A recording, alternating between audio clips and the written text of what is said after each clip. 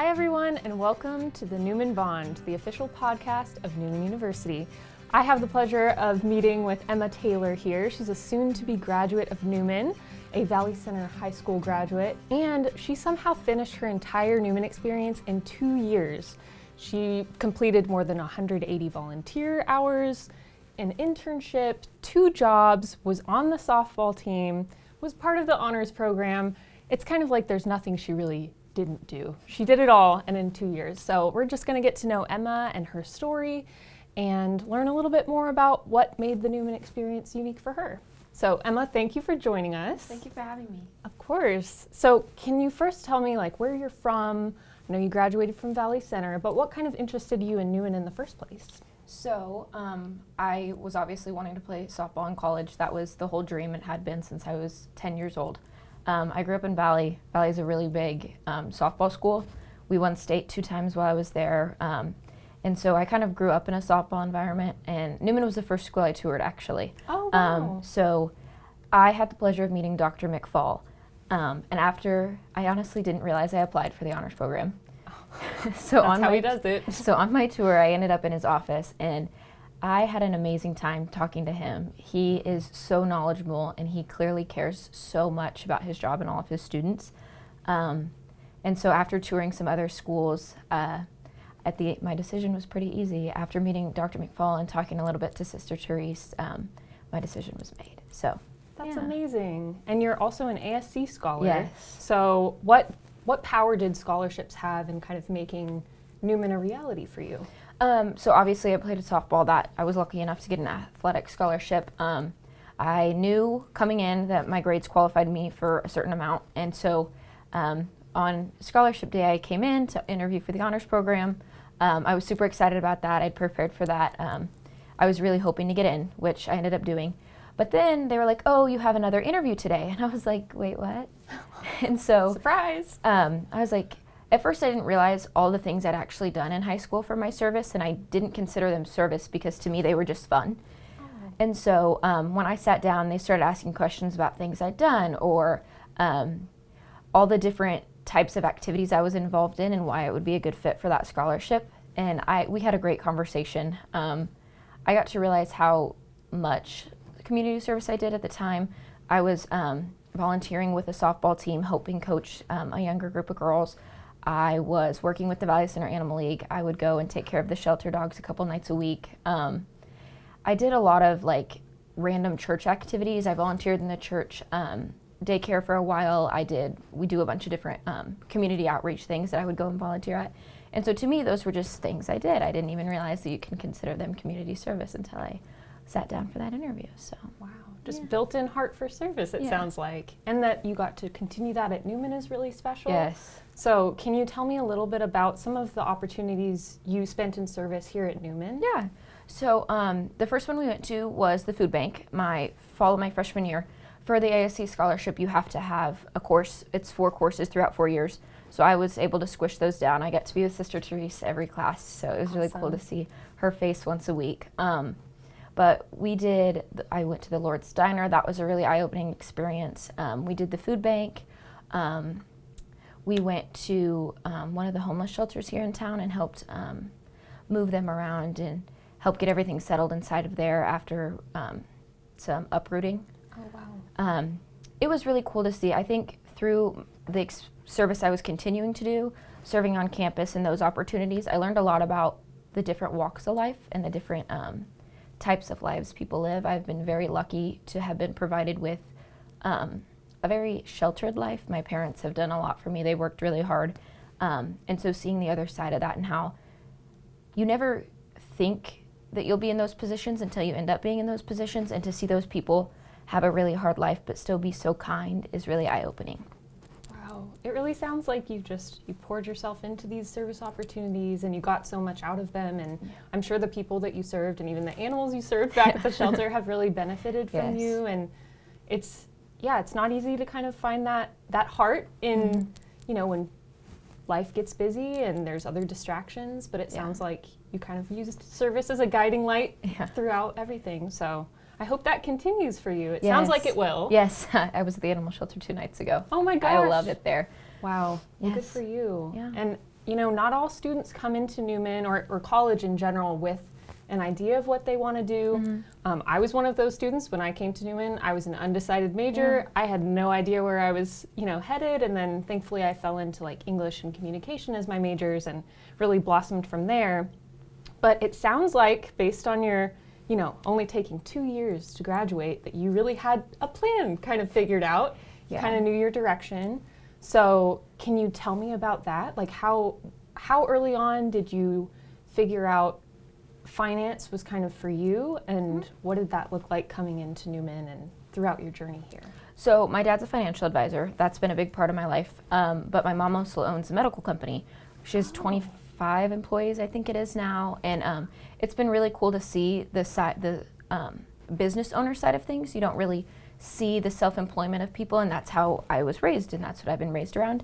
And so in 8th grade, we did a project over what you wanted to do for your career. And I wanted to be a business lawyer. Ooh. Yes, for years I was going to be a lawyer. I was going to law school and I was going to do business law. Up until freshman year, I got here. I was like, okay, I'm going to major in finance. I'm going to go to law school. I'm going to go be a business lawyer. Eventually, I'll come back to Wichita and work here. Well, after the freshman honors seminar in the honors program, I decided, maybe this isn't for me. As much as I think I would have been good at it and I would have enjoyed it, I did not like the idea of potentially seeing my mom's company go to someone else, or having to move away and be away from my future family for a long time.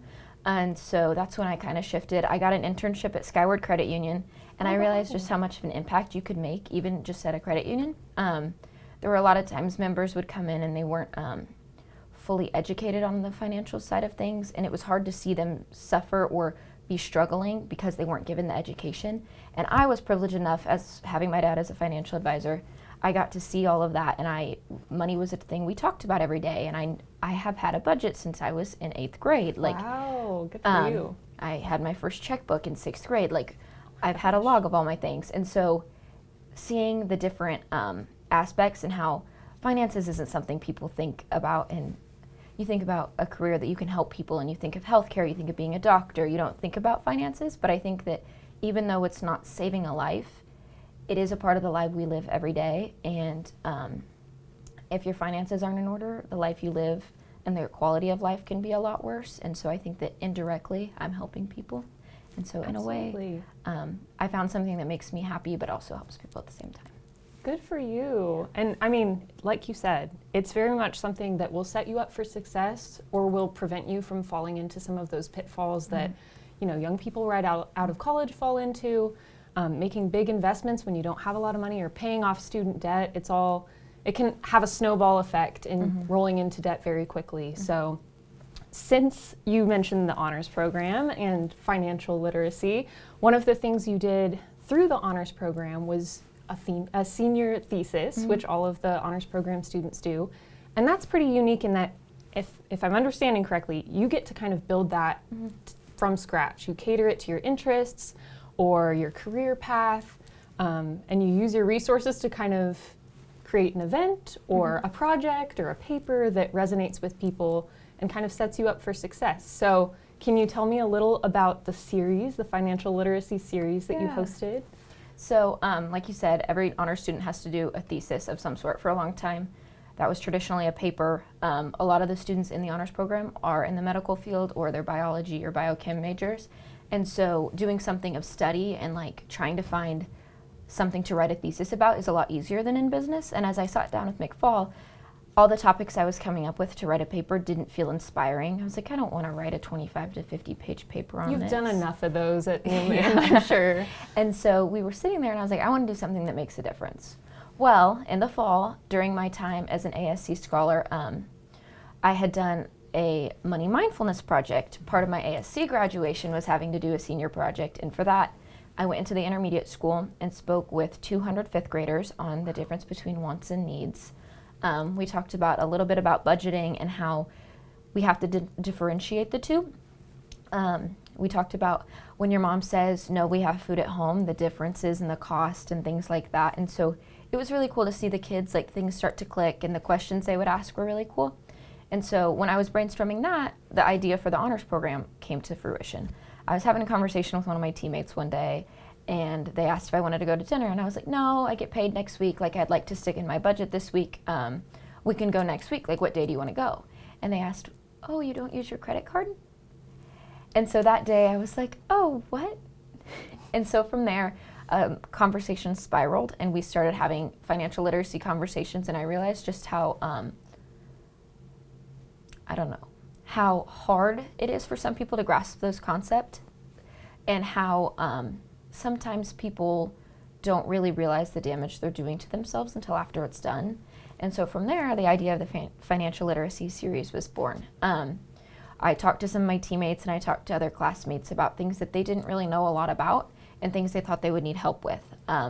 My teammates had mentioned me making them their own budgets, and I was like, okay, like we can do that, but I think you should come to this project. So the first week we had Jeff Witherspoon come in. He was the executive director of Consumer Credit Counseling Service for over 20 years. Wow. Jeff is a great guy. He helped me with my money mindfulness project and making sure I was on the right track there. Oh, nice. And so he came in and he gave a speech about all the different ways you can save money and how there's so many unexpected costs of life that put you in the hole or that you don't prepare for and that can really hurt you. And so he came in and gave a speech about that. That one was really good. I think that was one of my favorite ones that was given. He talked a lot about how to prepare yourself, and I think that's something that not a lot of kids our age think about. It's like, oh, no, I have the money in my account today, or oh, like it'll be all right. But I think that conversation really set them up for now, but also leading into the future. Week 2, we had Chris Taylor, my dad, come in. He is a financial advisor at Strategic Financial Concepts here in Wichita.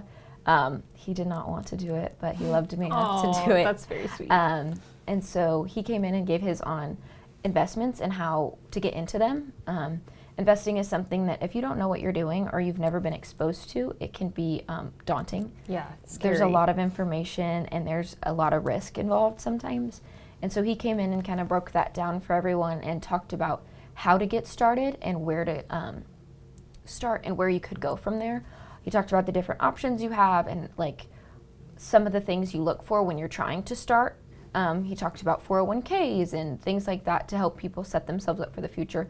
I think that week broke the questions record. Wow. It was really cool. There were so many people engaged and they were taking notes and asking questions, and there were 4 or 5 people who stayed after to ask him individualized questions. Oh my gosh. Yeah, it was really cool to see. I think that some of my teammates who were close to graduation or headed into the real world have decided that they needed to take their finances and set themselves up for the future, and so watching them do that felt really cool. Week 3, we had our own Patrick Nance come in. Nance is my advisor, and he's one of the nicest professors I've had. Always wants to make sure the students are set up for success. And he, fortunately, didn't graduate with debt like I didn't, and so we decided that that would be one of the important topics. A lot of kids do have student debt, and that's something that if you don't get on top of it and you don't have a plan, it can eat you alive, the interest can. And so him and I had multiple conversations about all the people we've seen affected by that. And so he came in and he gave a speech about how interest works and how interest accrues and how if you start paying at this point, what you have to pay in interest and how interest is higher the first couple payments and things like that. And so it was really, really cool to see. Again, people were taking so many notes. He ended with a video he had done on 401ks and how if you invested at 20, what it would look like at 65 versus if you invested at 35 and how it's never too soon to get started. He did a great job. There were so many kids who take notes, and I opened it up to people who weren't at Newman, and so they came in and they were asking questions on what they thought they should do and things like that were really cool. I was worried that people would think finances were boring and not be interested, but it was cool to see as they realized things applied to their situations, the more questions they asked. And then we had Michael Gonzalez from MTG Mortgage or Family Mortgage come in and wrap us up for week 4. It was really cool.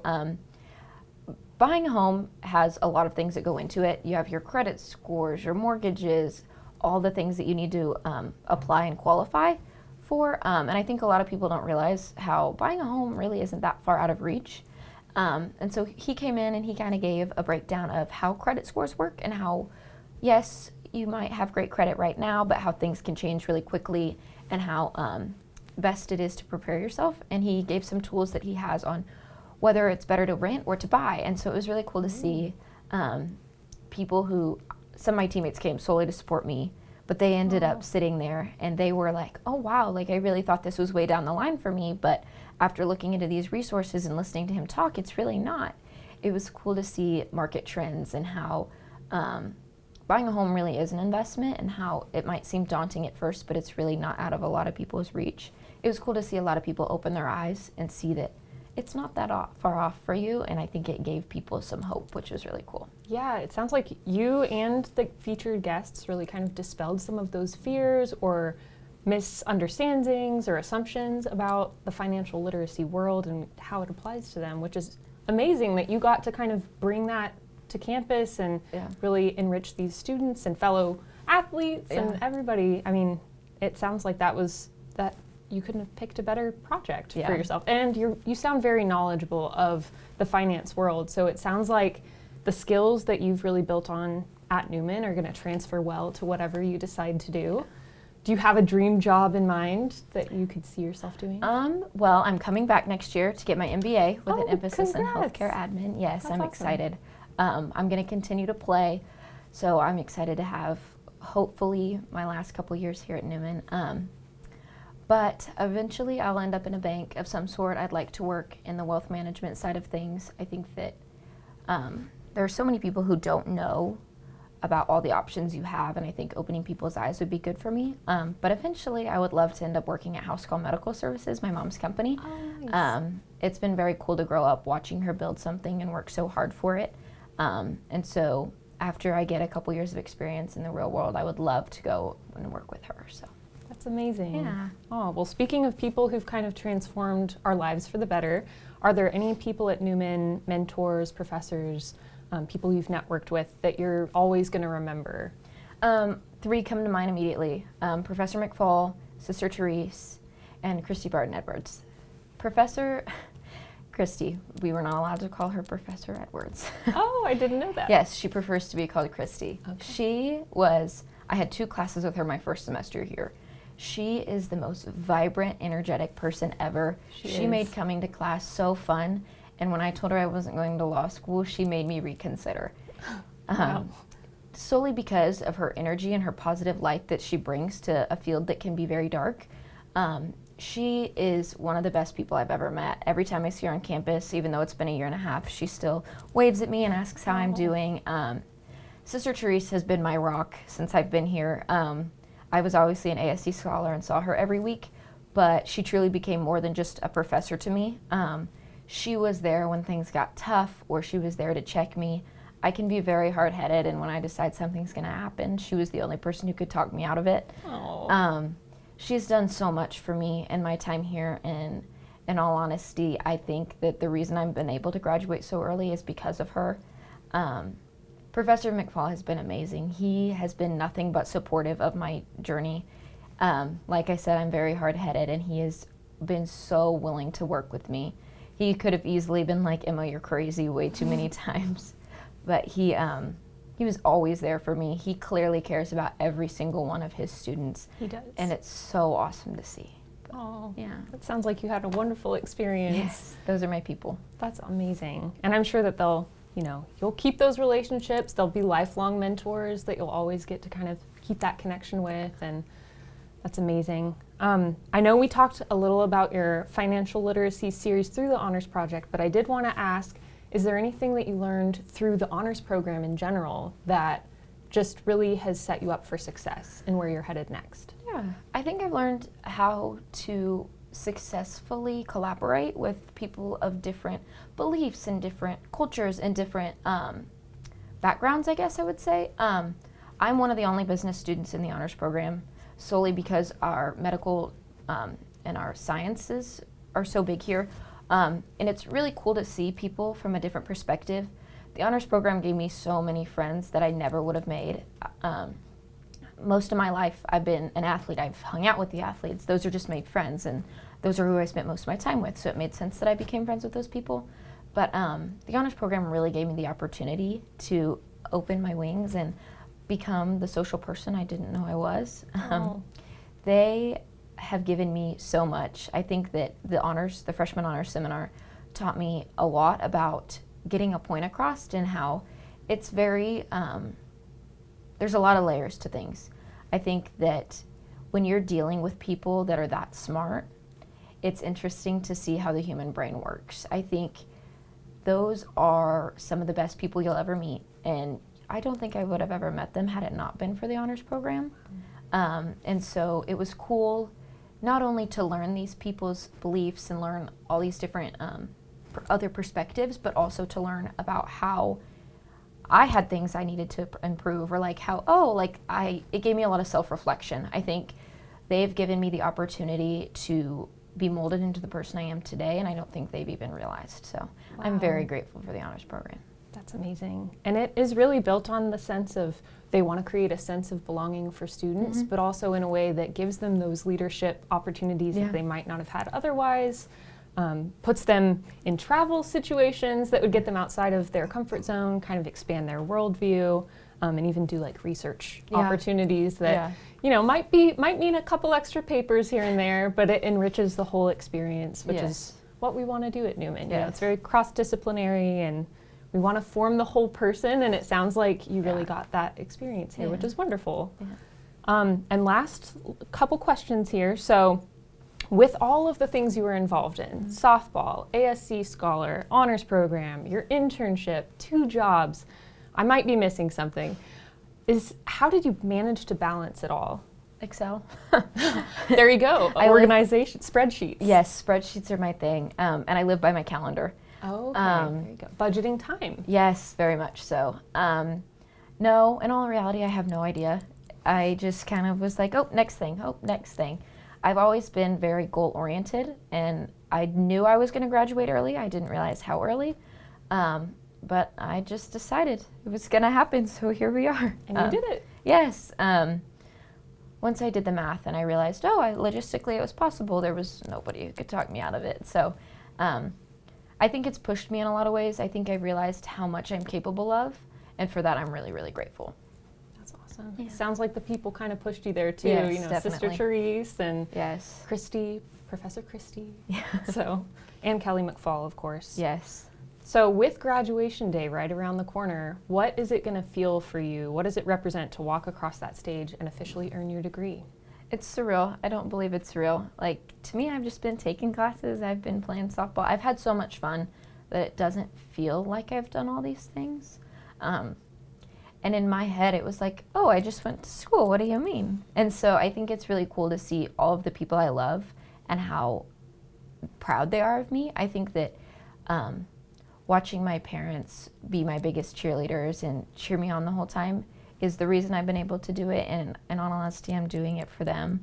They have been my rock my whole life. Those are my best friends. I love my parents. And I think it's so cool that my sisters get to be there to watch. My whole life, I have been a little bit stubborn, and for them to see that stubbornness pay off in a good way, I think is something that's inspiring to them.